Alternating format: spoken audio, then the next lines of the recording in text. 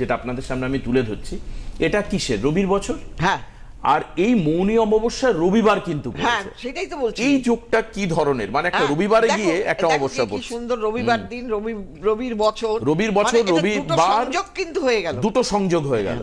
আর মানে আমার তো দেখে মনে হচ্ছে অত্যন্ত অনুকূল হবে এই হ্যাঁ, দিনটা। অনুকূল, এই দিনটা ভীষণ ভাবে, কারণ রবির দিন মানে হচ্ছে রবির একটা প্রভাব বা বার অনুযায়ী একটা প্রভাব থাকবে, প্রভাব তো থাকবেই, আর বছর বলে তো আরোই প্রভাব একদম, থাকবে। একদম।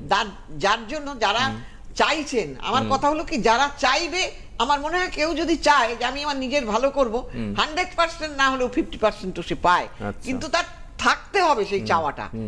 আমার কাছে যদি সেই চাওয়া না থাকে তাহলে আমার হবে না।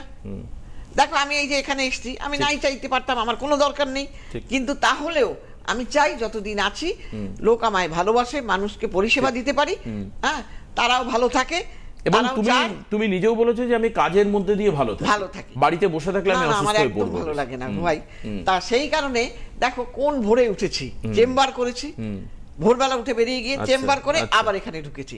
আমি তো নাই করতে পারতাম। এটা ইচ্ছে না থাকলে, যদি মনের ইচ্ছা না থাকে, তাহলে কিন্তু এটা হয় না। বড় জোর, মনের জোর হচ্ছে বড় জোর। হ্যাঁ, মনের জোর। যে পঙ্গুর গিরিলঙ্ঘায়, সে কি না, তার মনের জোরে সে পেরিয়ে যায়। সে পঙ্গু, সে অথচ বিশেষভাবে শারীরিকভাবে সক্ষম, কিন্তু তবুও সে যে কোনো কাজ করতে পারে।